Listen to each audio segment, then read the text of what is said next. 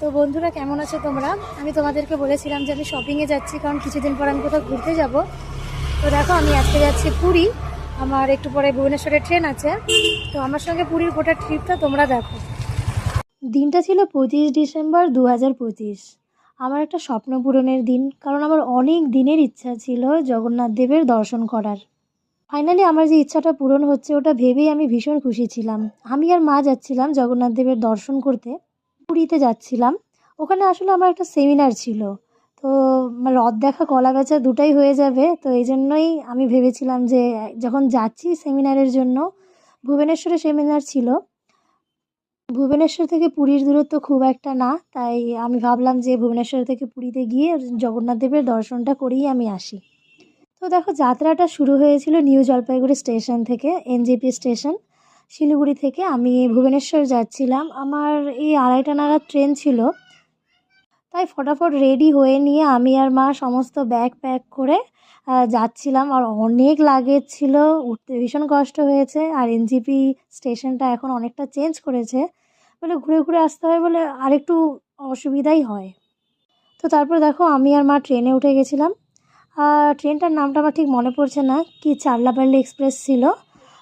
তো তারপর দেখো, আমি আর মা ট্রেনে উঠে আমি চারিদিকটা দেখছিলাম। তো আমাদের থার্ড এসিতে ছিল বুকিং।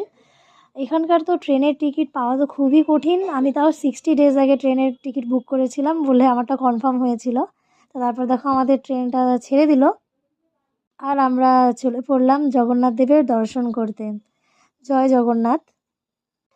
যাওয়ার পথে রাস্তাগুলোও ভীষণ সুন্দর ছিল। আমি ভাবলাম গোটাটাই তোমাদের জন্য ক্যাপচার করি, কারণ এই সময় খুব সুন্দর সর্ষের ক্ষেত চারিদিকে। সর্ষের ক্ষেতটা দেখে একদম মন জুড়ে যাচ্ছিল। একটু সন্ধ্যা সন্ধ্যা হয়ে গেছিলো বলে খুব সুন্দরভাবে সর্ষের ক্ষেতটাকে আমি ক্যাপচার করতে পারিনি, কিন্তু যতটা পেরেছি তোমাদের জন্য আমি ওটা নিয়ে এসেছি।